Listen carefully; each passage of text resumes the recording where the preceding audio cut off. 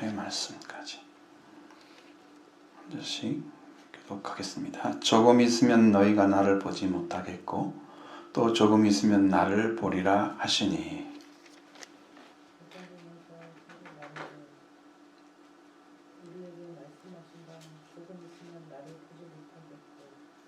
조금 있으면 나를 보리라 하시며 또 내가 아버지께로 감이라 하신 것이 무슨 말씀이냐 하시니 또 말하되 조금 있으면 이라 하신 말씀이 무슨 말씀이냐 무엇을 말씀하시는지 알지 못하노라 하거늘 예수께서 그 보좌 함을하시고 이르시되 내 발이 조금 있으면 나를 보지 못하겠고 또 조금 있으면 나를 보리라 하므로 서로 문의하느냐 내가 진실로 너희에게 이르노니 너희는 곡하고 애통하겠으나 세상은 기뻐하리라. 너희는 근심하겠으나 너희 근심이 도리어 기쁨이 되리라. 여자가 해산하게 되면 그 때가 이르렀으므로 근심하나 아기를 낳으면 세상에 사랑하는 기쁨으로 말미암아 그 고통을 다시 기억하지 아니하니라. 지금은 너희가 근심하나 내가 다시 너희를 보리니 너희 마음이 기쁠 것이요 너희 기쁨을 빼앗을 자가 없으리라. 그날에는 너희가 아무데도 붙지 아니하리라. 내가 진실로 너희에게 이르노니 너희가 무엇이든지 아버지께 구하는 것을 내 이름으로 주시리라. 같이 지금까지는 너희가 내 이름으로 아무것도 구하지 아니하였으나 구하라 그리하면 받으리니 너희 기쁨이 충만하리라. 아멘. 여기 이제 예수 그리스도 죽으심과 부활에 대한 이해를 정확히 하지 않으면 이제 이런 현상이 벌어지게 됩니다. 조금 있다는 말이 무슨 말인가? 조금 있으면 너희가 나를 보지 못하겠고 또 조금 있으면 나를 보리라. 말씀이 무슨 말씀인지 모른다는 거예요.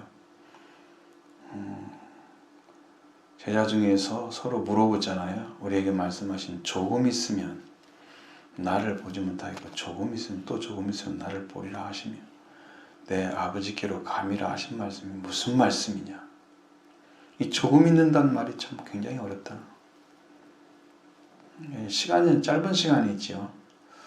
사람에게 이제 시간은 참 여러분 이렇게 생각해 보면 쉽게 이해할 수 있는 게 우리가 추수를 해서 11월 달에 딱 되면 내년 2월이 지나가야 다시 봄이 되고 새로운 생명이 이제 꽃이 피고 이렇게 나오는데 그때까지 어떻게 살까? 그 시간이 굉장히 길잖아요. 느낌이. 이게 추위를 견뎌야 되고 그런 바람도 견뎌야 되고 힘든 시간들이 많잖아요. 그렇게 생각해서 또 봄철이 되면 언제 지나갔나 싶죠.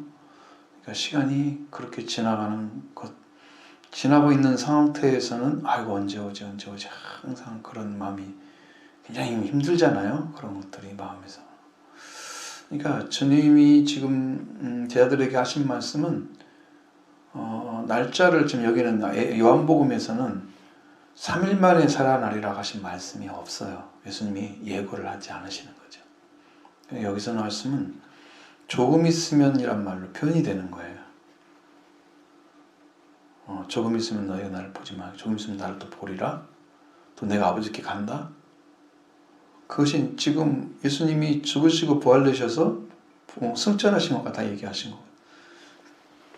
그러니 너희 제자들이 알아들을 리가 없잖아요. 이 안에 다 숨겨놓고 며칠 동안 있다가 언제든 뭐가 돼서 이렇게 자세히 얘기하는 것은 성경상 옳지 않아요. 그러나 이제 죽은 자 가운데서 사흘 만에 살아나리라 하신 말씀은 그 제자들에게는 어떤 고통의 시간이 분명히 지나가면 새로운 시간이 오게 되는데 이건 예수님의 부활의 시간이거든요. 부활의 시간, 새 생명으로 태어나는 부활의 시간이 오기 때문에 쟤들에게는 그렇게 큰 부담이 없어요. 근데 여기처럼 이렇게 조금 있으면이란 말로 이렇게 포함시켜 놓으면 잘 모르잖아요. 언제 어떻게 무슨 일이 벌어질지. 예수님이 조금 있으면 너희가 나를 보지 못하겠고, 여기 지금 뭐가 지나갔어요? 13장에서 지금 목요일 때가 지나가잖아요. 근데 그 안에 이렇게 많은 말씀을 하신 거야. 지금 금요일 되기 이전이잖아요. 이게 지금 예수님이 이제 금요일 날 되셔서 그 기도는 시냇가로 가셔서 기도하시고 이제 체포되시는 모습이 나오는데 18장에 가면 그 안에 13장에서 17장까지는 이제 목요일 안에 다 하루 동안의 얘기인 것처럼 이렇게 나오는 거죠. 그래, 조금 있다는 말은 이제 성경에서 이미 기록된 말씀에 의해서 보면 내일이면 예수님이 잡혀가잖아요. 그죠? 내일이면 잡혀가. 오늘 지금 어디로 가야 돼? 기도원 시냇가에 가는 거야, 목요일날. 그래서 금요일을 잡혀가지고 예수님이 돌아가시고 토요일 안식일날, 안식 후 첫날 주일에 부활되시는 거잖아요. 그 날짜를 이렇게 조금 있으란 말로 숨겨놨기 때문에 알지 못하는 거예요. 그러니까 이 사람들은 그게 무슨 말이냐 도대체 좀 알 수가 없다고 이야기를 계속 묻고 있습니다. 이게 무슨 말씀이냐? 아버지께 간단 말이 또 무슨 말이에요 도대체? 조금 있으면 나를 보지 못하고 더 있으면 나를 보리니 내가 아버지께로 감이니라. 아니 이게 언제 무엇이 어떻게 돼서 볼 수 없었다가 또 보게 됐다가 또 아버지께 가고 이게 어떻게 된 거냔 말이죠. 이런 제자들의 의문이 처음 있을 수 있죠. 있을 수 있습니다. 제자들의 심령 안에는 주님에 대한 믿음보다는 지금 당하는 일에 대해서 더 많은 걱정이 있는 거고, 그래서 주님이 진짜 부활되시는데 언제쯤 어떻게 부활되는가? 여러분 기한이 정해지면 어떻게 해요? 굉장히 편하게 느껴지잖아요. 근데 기한이 안 정해지고 조금 있으란 말로 딱 포함되어 있으면 언제쯤 멀어가지고 어떻게 된다고? 굉장히 어리둥절하겠죠? 이런 것들이 차이가 있는 거예요. 요한복음이나 다른 이제 공관복음서에서 말씀하시는 내용과 차이가 있단 말이에요. 그러니까 우리가 이제 또 묻는 거예요. 이제 17절에도 물어보고 또 말하되 18절에 조금 있으라 하신 말씀이 무슨 말씀이냐? 무엇을 말씀하시는지 도대체 알지 못하겠다. 이제 그렇게 제자들 심령 안에 이제 의문이 품어졌던 거예요. 예수님이 이제 그가 무슨 말을 하는지를 이미 다 간파하셨죠. 그런 내 말이 조금 있으면 나를 보지 못하겠고 조금 있으면 나를 보리라 함으로 너희가 문하느냐.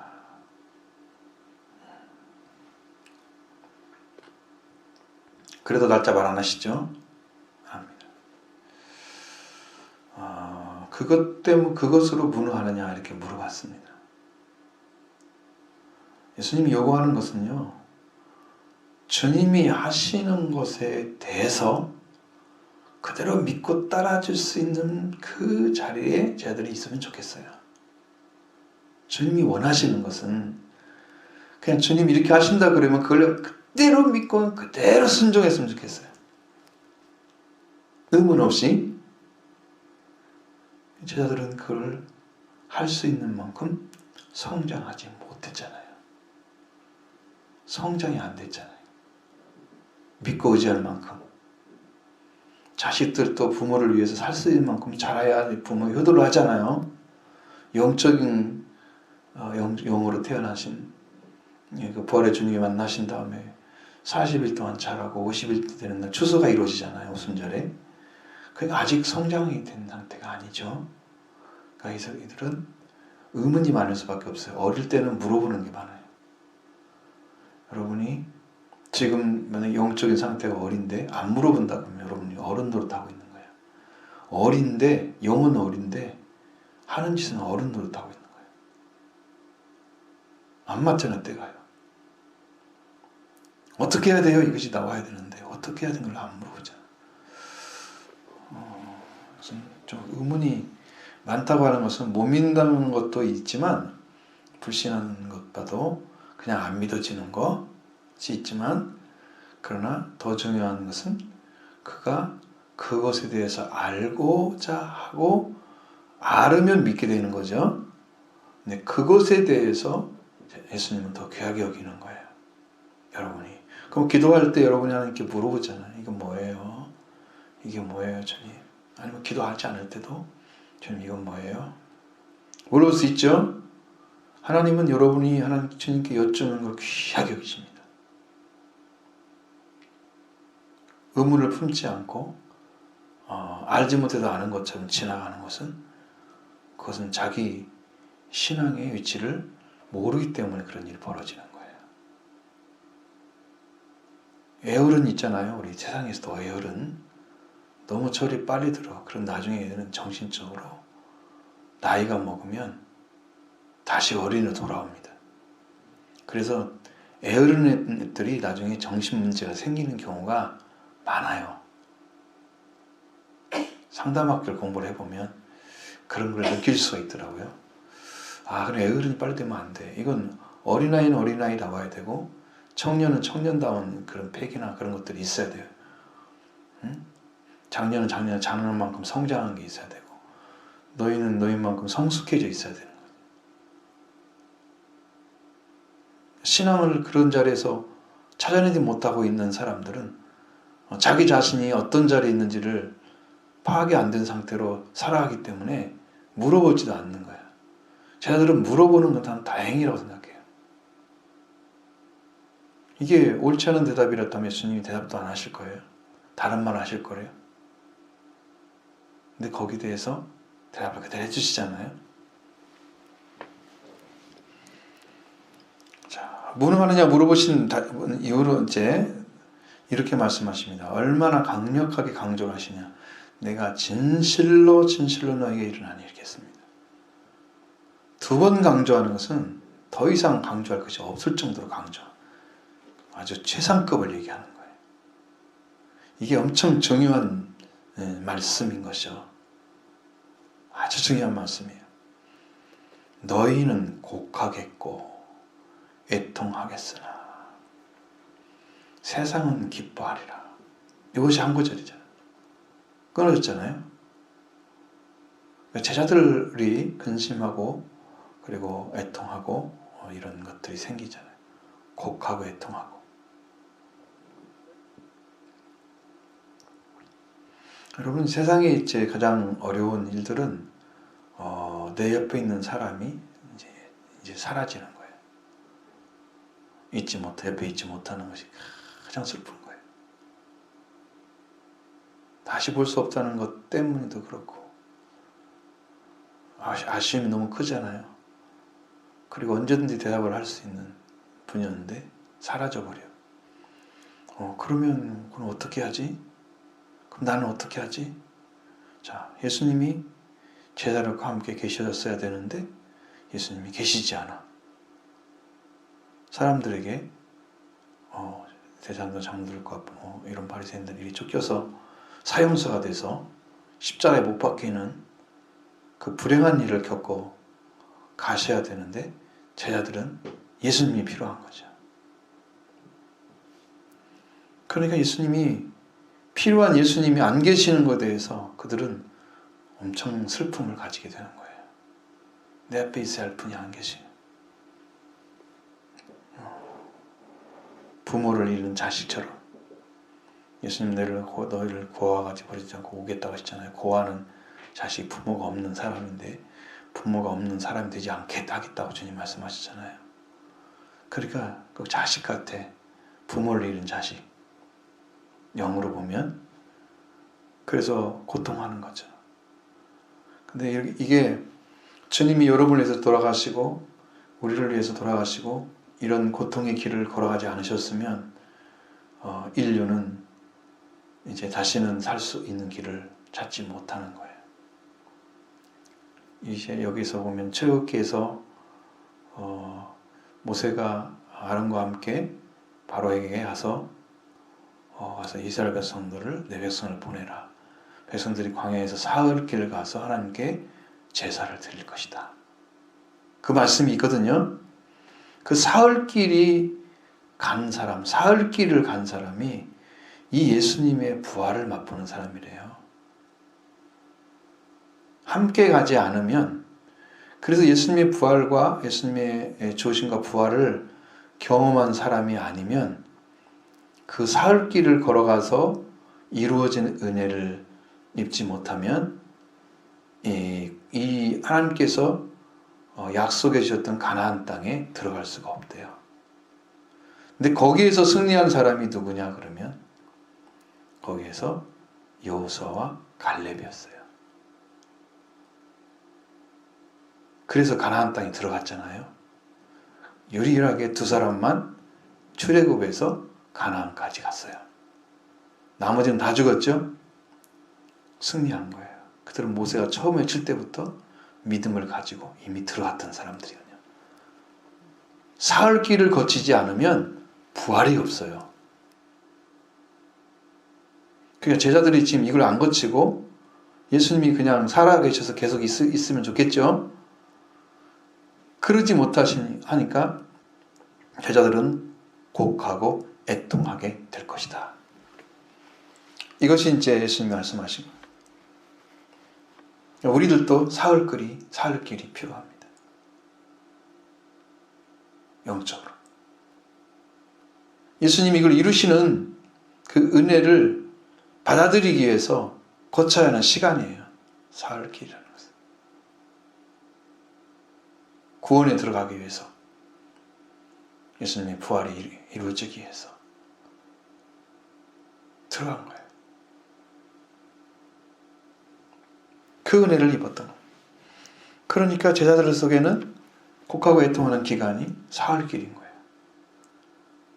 여러분 그때 어떤 생각이 많이 들겠어요? 곡하고 애통하는 시간 동안에 제자들은 더 많이 기도할 수도 있죠. 두려워서 숨을 수도 있지만 더 많이 기도할 수 있을 거예요. 주님의 말씀이 이것이었는가, 이게 어떤 것이었지 막 하면서 더 열심히 기도하고, 그다음에 그걸 슬픔의 시간으로 보냈으면 그가 다시 부활돼서 오시면 큰 기쁨이 될 거예요. 근데 이 곡하고 애통하는 시간에 세상은 기뻐하는다. 제자들은 고통하고 애통하는 시간 동안에 세상은 기뻐할 것이다. 그 세상이 예수님께서 이 땅이 내 나라가 아니고 이 땅이 내 나라가 아니라고 말씀하시고 내 나라는 여기 있지 않다고 말씀하셨어요. 그러는 것은 왜 그러냐면 세상이 예수님께 순종하지 않아요. 아니 이스라엘 백성도 순종하지 않았는데 누가 순종해요? 그러니까 왕의 명령을 따르지 않는 백성들이 자기 나라예요? 아니죠. 하나님 나라는 하나님 명령 하나에 완전하게 지배되고 완전한 자유를 가지고 있는 나라잖아요. 근데 이 세상 나라는 순종하지 않아. 복종하지 않아. 주님의 나라가 아니야. 예수님을 죽는 것을 기뻐하는 거예요.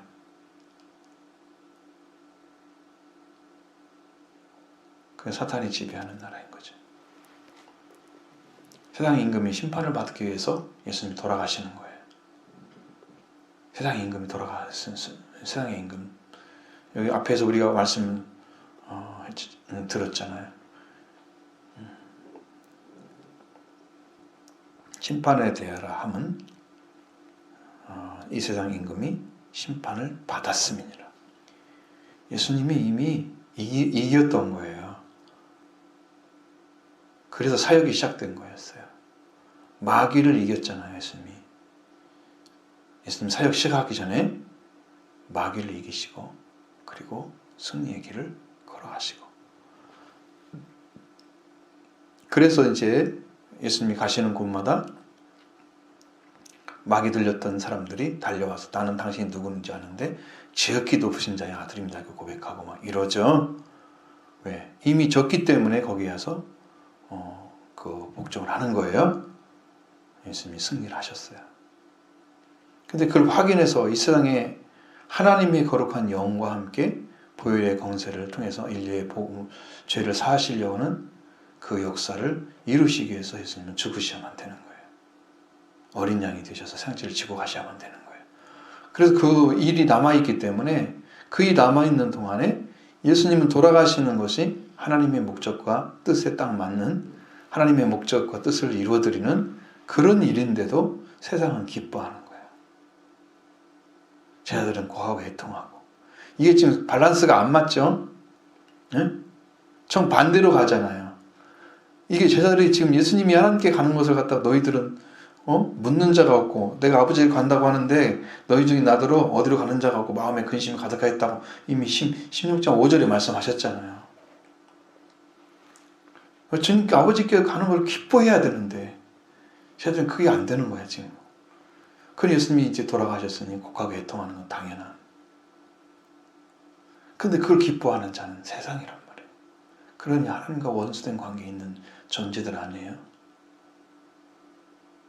하나님은 엘레나 사박단이 예수님 십자가에 못 박혀서 외치시는 음성에 아무 말씀도 할 수 없는 그런 슬픔을 안고 계셨는데 세상이 그걸 기뻐한단 말이에요. 세상이. 아버지는 우리 한 사람을 살리기 위해서 그 슬픔을 다 참으셨는데 세상은 기뻐하고 있어요. 하나님과 적대된 관계잖아요. 예수님 돌아가심을 기뻐하는 존재, 적대적인 관계죠. 사탄이 역사하는 곳이 땅이에요. 하나님 복음을 따르는 게 아니에요. 이들은 더러운 얘기예요. 너희는 근심하겠으나 자, 또 복하고 애통하고 근심해. 이게 지금 보이던 분이 안 보이시니 십자가에 못 박혔다고 하니 근심하겠죠. 그 근심이 도리어 기쁨이 되리라. 어떻게 그것이 이루어지냐라는 것을 알게 하기 위해서 21절의 말씀을 이제 이렇게 하신 거예요. 예를 들어서 하신 거예요. 여자가 해산하게 되면 뭐 임신 이런 게 아니잖아요. 해산하게 되면 그냥 그 자체만 얘기하는 거예요. 되면 그때 내가 이르렀을 때에는 어떻게 해요? 근심하죠. 왜? 언제 아이가 태어날지 잘 모르는 그런 순간이잖아요. 날짜는 대충 나와 있더라도 잘 모르죠. 지금 예수님 말씀하시는 조금 있으면이란 말이 들어가는 거지, 이 안에. 언제 올지 나올지는 모르잖아요. 근데 때가 가까워졌어. 그럼 어떻게 해요? 근심하죠. 언제쯤 병원에 가야지? 언제 가야지? 어때 맞는 날이지? 이런 것들이 잘 안 되니까. 그때를 딱 안다면 얼마나 며칠 날 정확히 몇 시에 가면 딱 되겠구나. 이거 되겠죠? 이거 안 됩니다. 그게 해산하는 방식이에요. 그래서 조금 있으면 말이 바로 이런 거와 똑같은 거예요. 이 말씀과 같이 근심하겠으나 아기를 낳은 다음에는 세상에 사람 낳은 기쁨, 그러니까 자기가 자기 아들이나 자녀로 태어나서 사람이란 말로 표현했어요. 아들, 딸 다 들어간 사람 낳은 기쁨으로 인해서 그 고통을 다시는 기억하지 않는다. 그러면 제 아들이 그 슬퍼하고 고통당했고 애통하고 곡했던 그런 순간들이 다시는 기억이 안 나게 만드는 거죠. 그 큰 기쁨이 부활에 있는 거예요. 예수님의 부활로 인해서 저들은 큰 기쁨을 얻게 될 거예요. 그러면 예수님이 안 계셔서 돌아가시고 그리고 이제 최고 고통스러운 것은 예수님이 죄를 짓지 않은 것이 아들을 같이 살아서 알고 있는데 사형수를 만들어 버리잖아요. 얼마나 고통스럽겠어요? 우리 선생님이 아무 죄를 지은 것을 우리가 같이 읽을 때 없는데 죄인으로 최고의 죄를 많이 지은 사람으로 사형수로 당하고 있는 그 모습은 저한테는 큰 아픔이었을 거예요.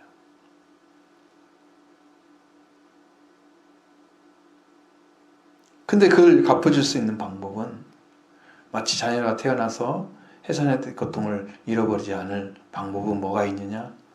예수님이 다시 부활해서 오시는 거예요. 다시 오시는 거예요. 그러면 그 고통스러운 시간을 다시는 기억하지 않죠. 그때만 아픈 거예요. 그럼 여러분 태어나려고 하면, 자녀가 돼서 태어나려고 하면 해산의 고통이 있는 거예요. 여러분도 이제 예수님이 당하시는 고통은 우리를 회개하기 위해서 당하시는 고통인데, 여러분은 회개하는 고통을 당하셔야 되는 거죠. 그게 사흘 길이 필요한 거예요. 회개를 해야 된단 말이에요. 회개를 해서 예수 그리스도가 부활되신 것까지 다 얻어내야 된단 말이에요. 예수님의 죽으심도 여러분에게 이루어지고 예수님의 부활도 10년 안에 이루어져야 되기 때문에 그 고통의 시간이 여러분 있는 거죠. 회개하지 않는 사람들은 예수님의 고통을 당한 걸 모르는 거예요. 회개하지 마. 응? 회개를 따르지 못하니까.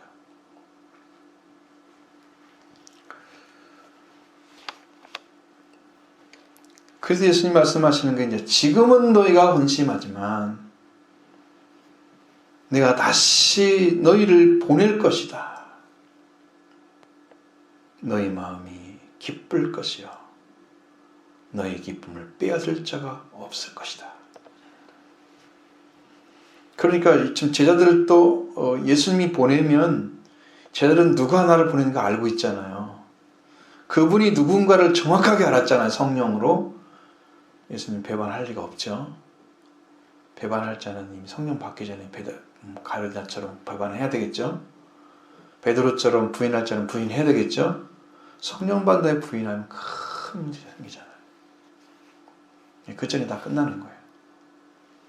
그리고 와서 제자들의 심령 안에는 그 부활의 주님을 지금 근심하지만 내가 다시 너희를 보낼 것이다. 여러분, 이것은 이미 어디까지 간 거예요? 예수님이 파송이 이루어진 상태를 얘기하는 거예요. 보낸다는 것은 보내심을 받은 자가 아포스톨로스, 사도예요. 예수님이 보내는 자예요. 보내심을 받은 자는 누가 나를 보내는가? 그분의 권세와 능력을 다 입혀주는 거예요. 정권을 위임해 주는 거예요. 예수님의 구원의 능력을 다 입혀주는 거예요.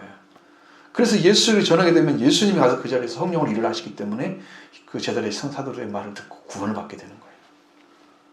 그냥 인간의 말이 아니에요. 그들의 말은 예수님의 말이에요. 성령의 말이에요. 하나님 말씀이에요. 그런 능력을 가지고 있는 거예요. 내가 너를 보낼 것이다. 자, 그러니까 예수님이 지금 부활되신 전에 근심하고 걱정 것들이 싹 사라지면서 그들은 보내심 받은 다음에 너희 기쁨이 마음이 기쁠 것이요. 그때는 이제 완전 회복이 일어나는 거예요.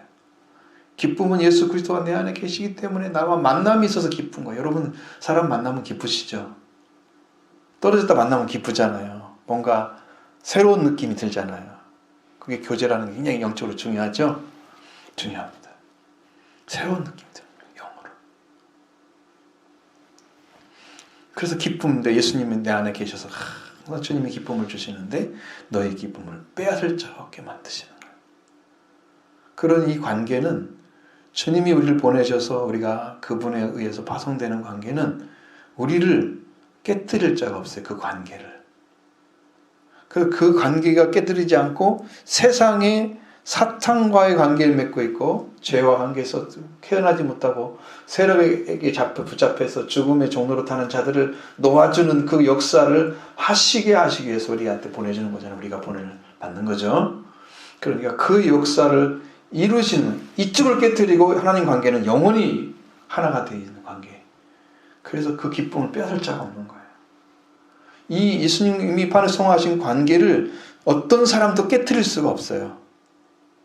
죽음으로도 그걸 깨뜨릴 수가 없어요. 그 관계는 안 깨져요. 그래서 사탄의 관계를 깨뜨려서 하나님의 백성으로, 마귀의 자녀에서 하나님 자녀로 그를 소속을 옮기는 것은 그게 성령의 권능을 통해서 나타난단 말이에요. 그러니까 그 일을 하기 위해서 자들이 지금 파송을 받는 거예요. 그러니까 주님과 관계는 영원한 거란 말이에요. 그 기쁨을 빼앗을 자가 없을 것이다. 사탄이 빼앗아요? 누가 빼앗아요? 세상 사람이 빼앗아요? 못 빼앗죠. 하나님과 나와 관계를 누가 빼앗아요? 못 빼앗죠. 하나님이 완전하게 주셨는데 그 은혜를 나와 관계를 깨뜨릴 수가 없어요. 누구도. 내가 죽음을 다해서 그 관계는 안 깨져요. 오히려 더 강해지지, 죽음을 통해서. 이런 만남이 영적으로 계속 있으면 여러분의 심령도 이 기쁨 안에서 성장을 하는 거예요. 주님이 함께 계심으로써 성장을 하는 거예요. 왜?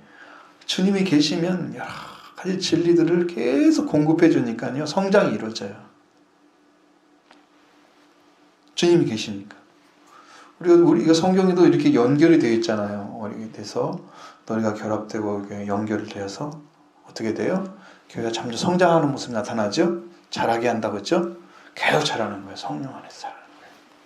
그러니까 이런 관계가 이루어져 가는 그 신앙만이 이제 점점점 번성하고 완전케 하는 신앙이기 때문에 여러분에도 그런 기쁨이 찾아져야 되고, 그러려면 이 살 길을 걸어서 부활의 주님과 함께 여러분도 부활돼야 됩니다. 주님 주실 거예요. 영원히 변함이 없는 기쁨. 빌립보서 강정어처럼 주 안에서 기뻐하라. 또 다시는 기뻐하라. 기뻐하라. 그 기쁨을 주시는 거예요. 그날엔 너희가 아무것도 내게 묻지 않을 것이다. 왜? 이미 주님 와서 계시기 때문에, 주님 파송을 받고 주님 와서 계시기 때문에 예수님이 누구세요? 물어볼 필요가 없어요. 그분이 계시는데 안에. 그분이 하나님의 것을 발견했을 것입니다. 저들도. 영 안에서 아무도 내게 묻지 않을 것이다.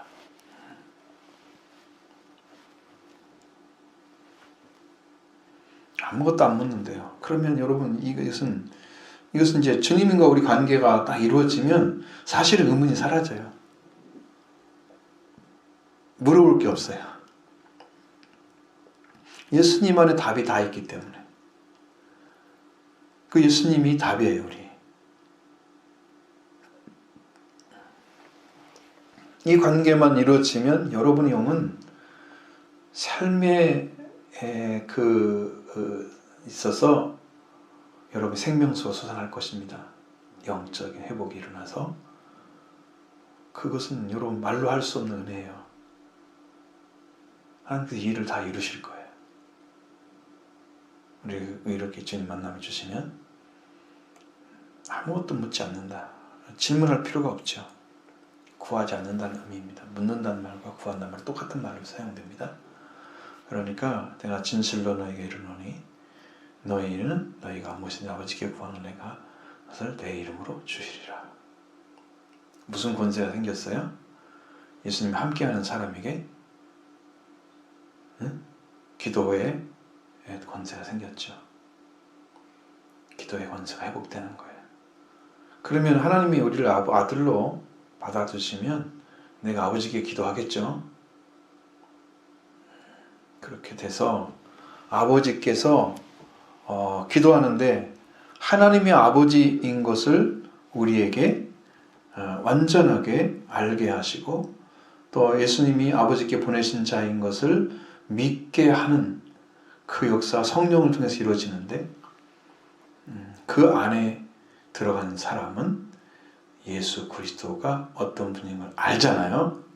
죽음을 이기시고 사탄을 이기신 그 권세, 부활하신 권세를 분명히 알기 때문에 이제 기도하더라도 예수님 나와 함께 계시는 그 이름으로 기도를 하게 되는 거예요.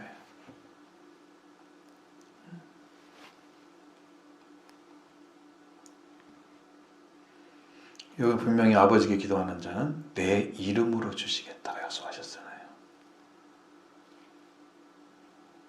예수님의 이름이 통로예요. 아버지께서 받는 통로예요. 예수님의 이름이 그렇게 중요해요.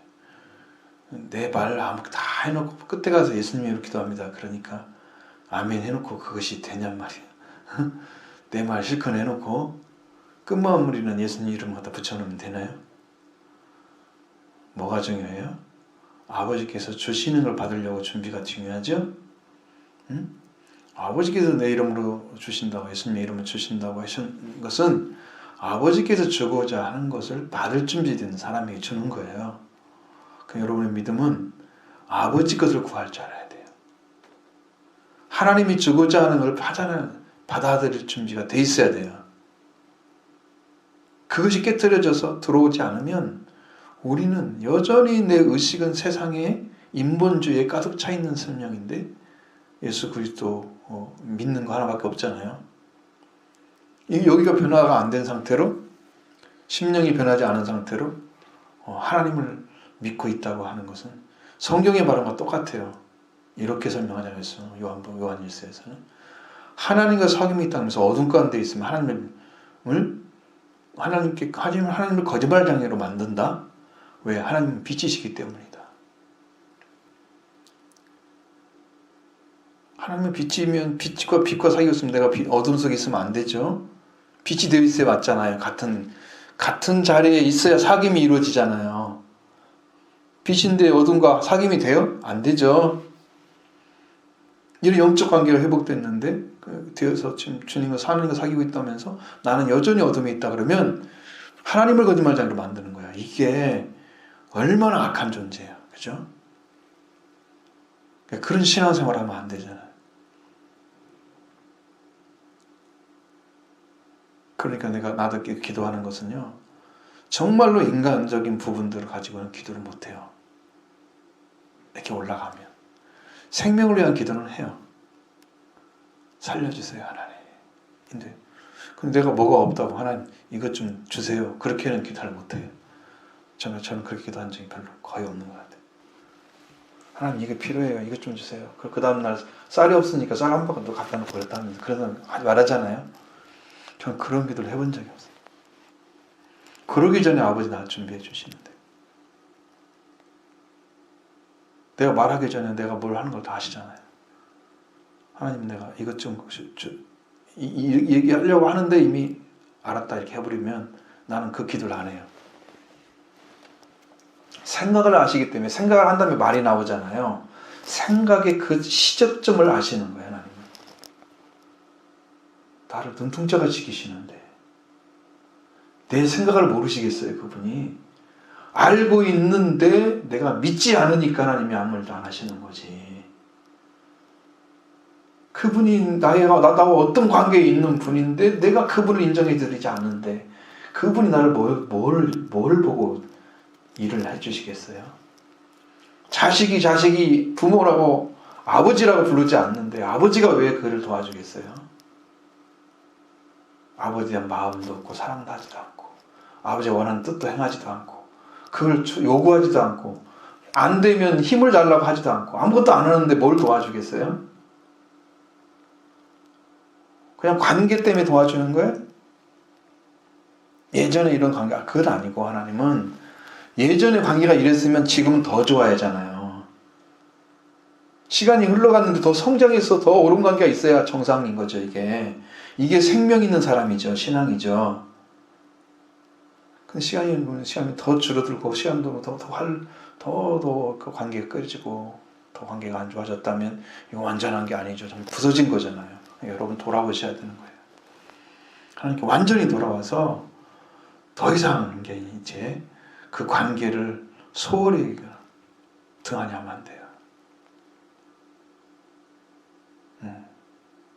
왜냐하면요, 이런 것들이 지속되면 성경대로 말하면은 이게 지금 하나의 성경에서 뒤로 물러가는 자가 돼요. 믿음을 가졌는데 더 온전한 관계가 만들어지는, 그래서 하나님이 우리를 인정하고 하나님이 우리를 더 이끌어 가시고 나는 인도받고 이렇게 해서 이 관계가 점점 깊어지는 관계로 나가는 게 맞는 건데 이것이 관계가 안 만들어지고 점점 내가 뒤로 빠지는 거야. 이게 침륜이란 말이 그런 거예요. 하나님은 기뻐하지 않으신다. 왜? 찾아왔는데 이제 버림받게 되는 상태로 계속 가게 되는 거잖아요. 뒤로 가면. 우리 신앙이 이제는 살아있는 신앙으로, 변하는 신앙으로, 주님의 이름으로 하나님께서 아버지께 구했는데 예수님의 이름으로 주시는 것은 아버지 보내신 자를 완전하게 신뢰하기 때문에 주시는 은혜인 거죠. 너희가 내 말을 지키면 내 사랑 안에 거할 것이다 그랬죠? 내 심령 안에서 예수님의 말씀이면 생명처럼 지킬 중심이 딱 찾아졌으면 주님이 나를 사랑하지 않겠습니까? 그러면 예수님이 내 안에 사랑을 가지고 오셨으면 아버지도 함께 오신다 그랬죠? 그와 거처를 함께 하실 것이다. 점점점 하나님 관계와 그 삼위일체 하나님 관계가 완전해져야 맞는 거예요. 응? 시간이 지나면 그러면 살아있는 신앙인 거예요. 그러면 성으로 성장하기 위해서 이런 성장통이 있는 거예요. 태어나는 것도 시간이 필요하잖아요. 그러니까 예수님의 죽으심도 부활을 위해서 존재하는 거예요. 그 은혜를 입고 여러분이 완전하게 그리스도 안에 회복되면 이제 아버지께 구하게 됩니다. 그러면 아버지께서 예수님의 이름으로 허락해 주시는 거예요. 여러분이 그런 자격을 획득을 하신 거예요. 예수를 믿는 사람들이 주시는 거예요. 자, 예수님이 거기에 대해서 더 덧붙여서 이제 이야기하시는 말씀은 지금까지는 너희가 내 이름으로 아무것도 구하지 아니하였으나 구하라 그랬습니다. 예수님의 이름이 아버지께서 허락해 주시는 내어주시는 아버지 것을 내어주시는 통로의 통관 절차를 밟게 해주는 거예요. 너가 예수 이름으로 구하고 너가 내가 보낸 아들을 믿고 있구나. 그것을 아버지가 알 수 있는 건 예수의 이름을 믿고 있느냐 안 믿지 않고 있느냐 그걸로 결정이 되는 거예요. 그럼 예수 이름으로 구했는데 정말 그 믿음으로 구하고 있구나 라는 것이 정확하게 알아지면 아버지는 거기에 대해서 의문하지 않고 주시는 거예요. 거기에. 그러면 이제 반대로 생각해 보세요. 예수님의 이름으로 구하신 사람이 누구예요?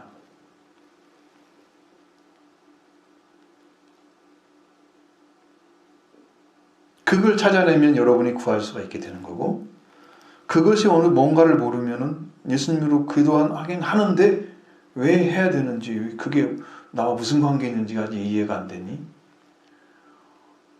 기도할 때는 예수님으로 기도합니다 하라고 말씀 배우잖아요. 배울 때는.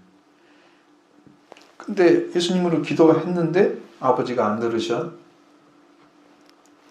왜 안 들으실까요? 그럼 또 이렇게 말하죠. 믿음이 없는 기도기 때문에 그런 거예요. 그렇게 말하겠죠.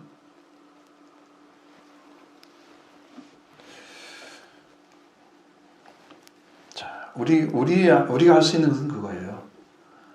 지금까지 너희가 내 이름으로 구하지 않았으나 구하라. 그리하면 받으리니 너희 기쁨이 충만하리라. 여러분, 예수 그리스도 이름을 여러분이 얻어냈어요. 여러분의 주의 이름으로. 여러분이 주님이 여러분의 주인이세요. 주님이 나의 주인이 되셨으면 여러분이 예수님으로 구할 수 있는 자유를 찾은 거예요. 근데 여전히 내가 주인이다 해도 내놓지 않고 회개하지 않고 내 방법대로 신앙생활 어떤 걸 결정할 때도 어떤 생각을 할 때도 주님이 중심이 아니면서 또 구할 때는 예수님 찾아오고, 여러분 신앙이라는 것은 100% 예수 그리스도 한 분만을 믿을 수 있는 준비가 된 사람들을 말하는 거예요. 신앙이라는 것은. 예수님이 전부인 사람만 구할 수 있어요. 약하면 어떻게 해요? 그러니까 너희가 기도하고 구하는 것은 받은 줄 믿어라. 그래야만 너에게 그대로 되리라 그랬잖아요. 그러니까 여러분의 믿음은 내가 구한 것이 아버지가 듣는 말씀이어야 되잖아요. 내 기도를 들으시는 기도가 돼야 하잖아요. 그렇죠? 그러면 그가 구한 것은 뭐이겠어요? 무엇을 구했기 때문에 아버지가 받으시겠어요? 그대로 주시겠어요? 이게 말씀이 아니면 안 돼요. 그러면 여러분이 예수의 이름으로 구하라는 그 말씀이 여러분 믿어집니까? 믿어지면 여러분이 예수 그리스도를 의지하는 거예요. 그것이. 그럼 그 말씀을 의지해서 그걸 구하는 거예요. 그 예수가 안 믿어지는데 그냥 예수님으로 기도하는 것은 의미가 없는 거죠. 하나님이 받을 수 있는 기도의 자리에 돌아오지 않은 상태로 아무리 구해도 그건 들지 않는 거죠. 여러분 돌아온 상태로 구하시면 됩니다.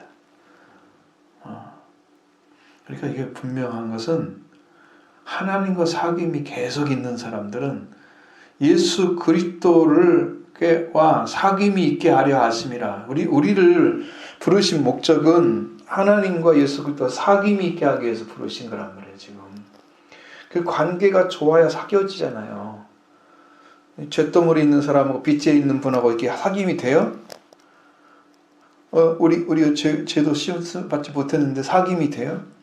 그분이 누군가를 모르는데 내가 그분을 불렀는데 내가 자기를 부르는 거 알아요? 모르잖아요. 여러분 세상에 이게 영어 단어 한자를 가지고도 단어 발음이 정확하지 않아 가지고 한국적 발음을 하면은 원어민들은 못 알아듣는데요. 말 한마디도 말 단어 하나가 이게 무슨 말인가를 못 알아들어가 답을 못 한다는 거예요. 하나님 내가 하나님의 자식이니까 아들이니까 내가 아버지가 보내신 자를 믿어서 자식이 됐잖아요.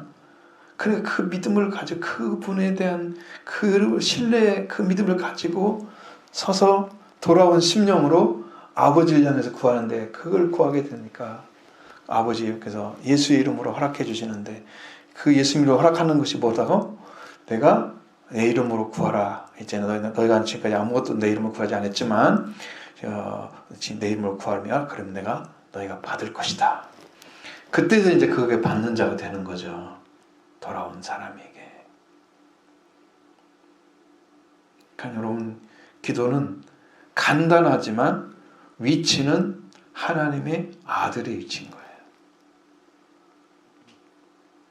하늘에 계신 너희 아버지가 주실 것이다. 그러면 자식한테 준다는 의미잖아요. 아버지가 주신다는 의미는 자식이 아닌 사람이 아들도 아닌 사람이 와서 달라고 하면 주시겠어요? 여러분 지나가는 사람이 여러분 뭐 돈 달라고 하면 다 줘요? 그냥? 자선사학과는 줄란가 모르지만 부모 관계 아닌 사람들이 그 주는 거 당신 누군데 돈 달라고 이러잖아요.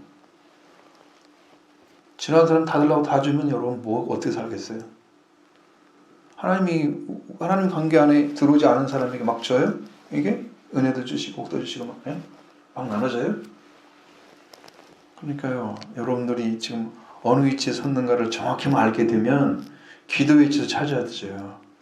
내가 회개할 자리에 있어야 되는 거구나. 지금 뭘 받으려고 하는 게 아니야. 돌아오지도 않은 자식이 무슨 뭘 달라 그래. 응? 돌아오는 게 먼저지. 예수님을 구해가지고 받는 게 먼저야?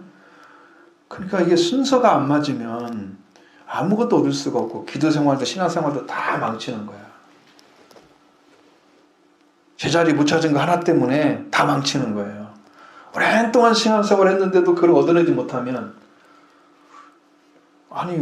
보통 일들을 하게 되면 어떤 걸 하더라도 내가 실력이 늘어가지고 이게 지금 도사가 돼야 되는 10년이면 이게 지금 도달을 하게 되면 사람들한테 달인이란 말 듣잖아요. 어떤 일을 하나 하면 10년은 된대요.